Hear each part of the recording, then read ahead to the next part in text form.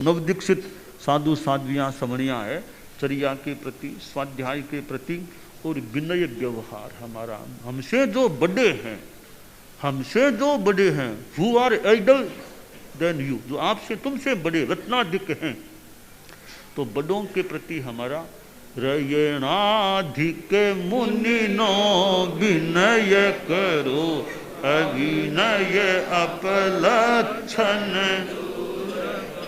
मकरो ललना जनरो लफरो मति मंतमो। ये रत्नाधिक हैं, उनके प्रति विनय रखना, वंदना करना, रास्ते में लगे तो मठेड़ वंदना कर लेना, तो बड़ों के प्रति हमारा। और जो पदे न बड़े हैं, बड़े एक तो पर्याय में, एक पदे न बड़े हैं, पद में जो मुख्य मुनि तो वो पद से मान लो, दीक्षा में कईयों से बड़े नहीं भी हैं, तो पदे ने बड़े तो यथा योग्य, बाकी तो मुख्य मुनि रत्नाधिक संतों को वंदना करें वो है, पर पद के अपने हिसाब से जो औचित्य हो, ये मुख्य मुनि है तो साध्वी प्रमुखा जी हैं, साध्वी वरिया हैं, तो पदे न इनका तो दीक्षा प्रेम छोटे भी हैं, तो उस हिसाब से तो ये वंदना करें, इनसे बड़ों को ये वंदना करें, वंदना करने का कर्तव्य इनका है। बड़े हैं वो अपने ढंग से सम्मान रखें, सम्मान करें। तो ये दोनों ही बातें हैं कि भी जहाँ और व्यवस्थागत बात है वहाँ तो पदेन वाले वो यथा योग्य यथा विधि बड़े हैं, चारित्र के हिसाब से वो बड़े हैं, इसलिए चारित्र में बड़े हैं। तो तिखुत तो बोलना है तो पदेन वाले बोलेंगे बड़ों के लिए, उनके लिए आवश्यक नहीं है वो तिखुत तो बोले। रत्नाधिक संत है मान लो, तो मुख्य मुनि से बड़े हैं, तो तिखुतों से वंदना करना तो मुख्य मुनि का धर्म है।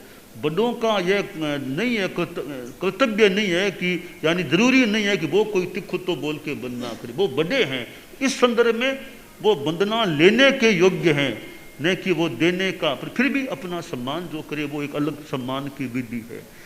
तो हमारे यहाँ रत्नाधिक का अपना महत्व है। गुरुदेव तुलसी को भी मैंने तो देखा है, गुरुदेव तुलसी को आंखों से देखा हुआ याद आ रहा है। बड़े संत नीचे विराज के वंदना करते थे, नीचे विराज कर वंदना करते, बाकी तो अनुशासन उनका था। वंदना करने की जहाँ बात है वहाँ गुरुदेव तुलसी नीचे विराज कर वंदना, और कभी थोड़े विनोद में और में मोटा पुरुषा या कभी कभी थोड़े बड़े संत मोटा पुरुषा या थोड़ा सा यहाँ मान भी हो गया, थोड़ा विनोद के हिसाब से।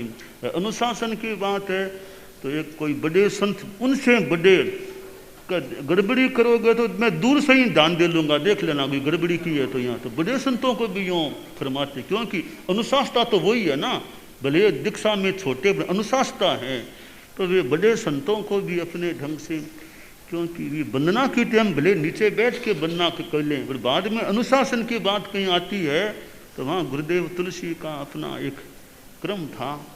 वो कोई बड़े संत है, वो कोई व्याख्या आर के समय कोई आ गए होंगे, वो कोई बाहर से आए थे, आर के समय कोई आ गए होंगे बीच में, तो गुरुदेव संभवतः नीचे विराज के वंदना, नहीं आप नीचे, आप ऊपरी, आप कभी क्यों, आप अभी क्यों नीचे विराजते हुए ना। गुरुदेव ने क्या, आप बीच में आए क्यों, फिर आप क्यों बीच में आए तो अभी आपका आर के टाइम आप नीचे क्यों विराजते, तो आप बीच में आए ही क्यों अभी इसलिए कई बड़े संत ध्यान रखते हैं कि जो व्याख्यान में आचार्य हैं तो भी कई बार बीच बड़े संत है वो व्याख्यान के दौरान नहीं आके वो बाद में वंदना करते हैं।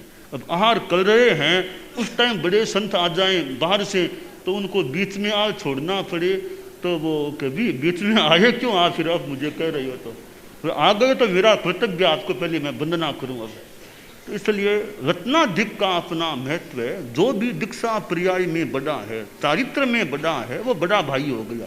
बड़ी बहन बड़ा भाई कह दे तो वो बड़े हैं, तो इसलिए उम्र में भले बड़े हैं पर पर्याय में जो बड़े वो वंदनीय हो जाते हैं। तो हमारे नवदीक्षित संत हैं कि जो बड़े संत हैं, बड़े संतों को वंदना करना, उनका उम्र में भले बड़े हैं, तो ये उम्र में भले छोटे होंगे, दीक्षा में बड़े हैं, तो वंदना वो उम्र में बड़े वाले करें, क्योंकि ये दीक्षा पर्याय में ये बड़े हैं। तो ये हमारी विनय की व्यवस्था है।